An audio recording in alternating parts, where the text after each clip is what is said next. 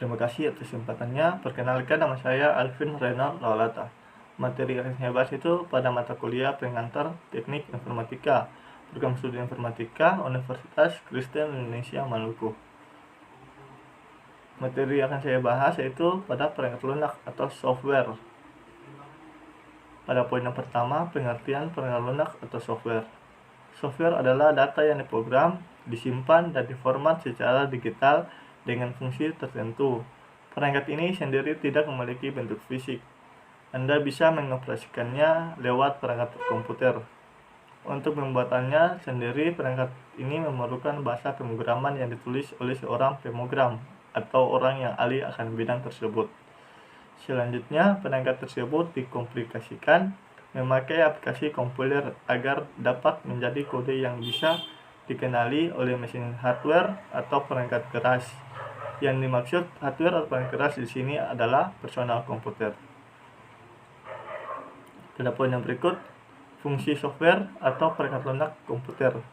Yang pertama, software berfungsi sebagai dasar kebutuhan komputer agar dapat dioperasikan dengan baik. Yang kedua, software memiliki fungsi dalam mengatur hardware atau perangkat keras yang ada pada komputer. Dengan begitu, komputer yang digunakan dapat bekerja dengan baik sesuai pekerjaan apa yang dibutuhkan. Yang ketiga, software juga dapat digunakan sebagai penghubung antara beberapa software yang lain dengan hardware komputer. Yang keempat, software juga dapat berfungsi sebagai penerjemah perintah pada software lain yang ada dalam bahasa mesin. Dengan begitu, hardware pada komputer pun bisa mengerti dan menerimanya dengan baik.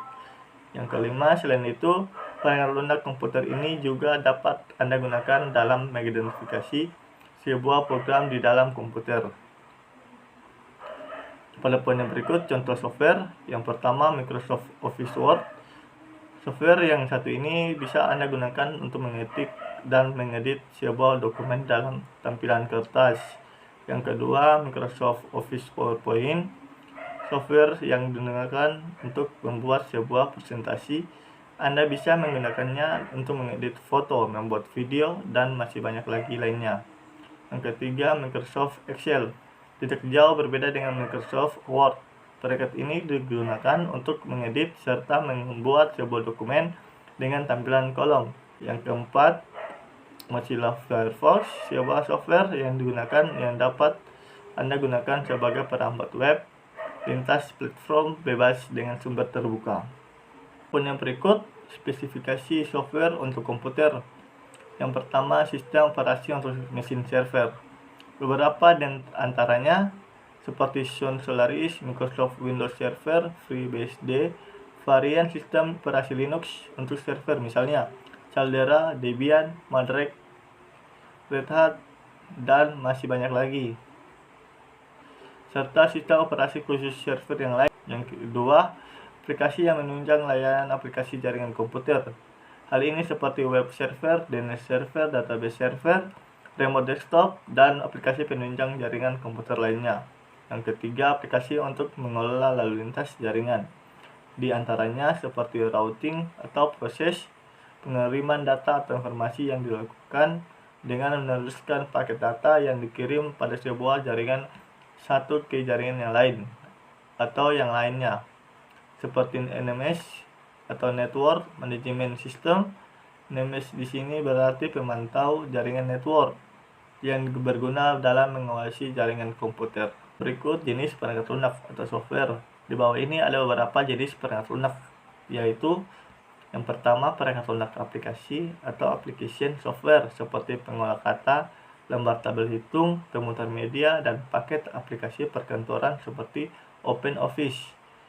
Yang berikut, sistem operation atau operating system, misalnya Linux dan Windows. Yang berikut, perkakas perkembangan perangkat lunak atau software development tool, seperti kompilator untuk bahasa pemrograman tingkat tinggi seperti Pascal dan bahasa pemrograman tingkat rendah yaitu bahasa rakitan.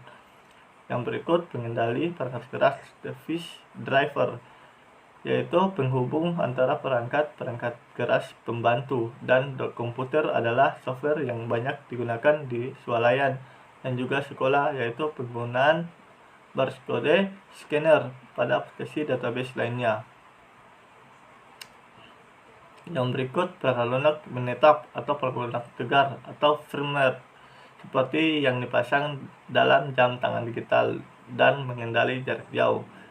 Yang berikut perangkat lunak bebas atau free software dan perangkat lunak sumber terbuka atau open source software. Yang berikut perangkat lunak gratis freeware, perangkat lunak uji coba atau shareware atau trialware. Yang berikut perangkat lunak perusak atau malware. Demikian hasil presentasi saya ucapkan terima kasih.